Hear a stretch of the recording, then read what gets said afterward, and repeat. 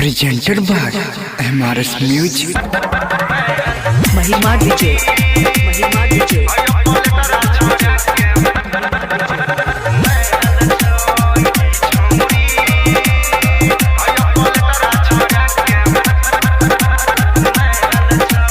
छोरी सब जे रखने ई लंबा लंबा बाल छोय छोरा के फसाबे के ई है तो जाला छोय छोरी सब जे रखने ई लंबा लंबा बाल छोय छोरा के फसाबे के ई है तो जाला छोय कते के खून पीने उठो एक लाल छोय ई छोरी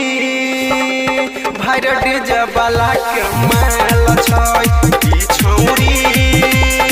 आया पलटरा छोरा के माल छोय छोरी सब जे रखने ई लंबा लंबा बाल छै छोरा के फसाबे के ई है त जाल छै छोरी सब जे रखने ई लंबा लंबा बाल छै छोरा के फसाबे के ई है त जाल छै कते के खून पीने उठे एक लाल छै ई छोरी भाई रे डीजे वाला के माल छै ई छोरी हाय पलटरा छोरा के माल छै अखन हम सुन रहल छी सोली 44 से MRS म्यूजिक की शानदार प्रस्तुति।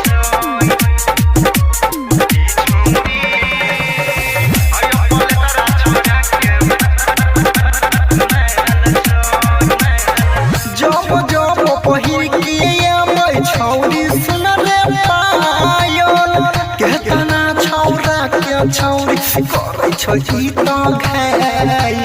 रे भाई जान लेते की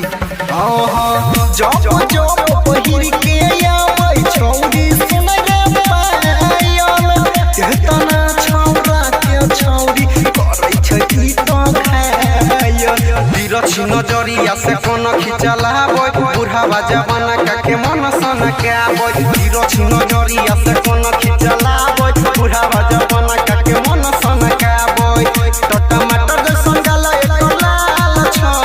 ई छौरी भाई रे डीजे वाला के माल छै ई छौरी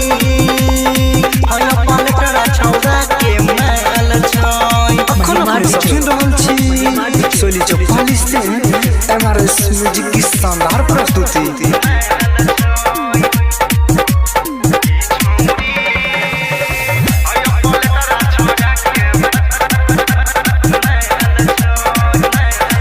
पेन्हले छै ढकटी घघरी लागै छै माल टाइट रे ढोरी देखा के मन सनकाबै चोली पर बड़े लेजर लाइट रे रे भाई देखै छी न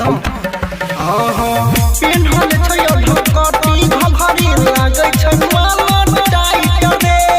ढोरी देखा के मन सनकाबै चोली पर बड़े लेजर लाइट रे सुमन सरवन अपन बात नै माने राम बाबू राधे तो दारू पी के फाने सुमन सरवन अपन बात नै माने नूनू रोशन तो दारू पी के फाने तो छोरा छोटुआ छोरी ला बेहाल छै ई छोरी भाई रे डीजे वाला के माल छै ई छोरी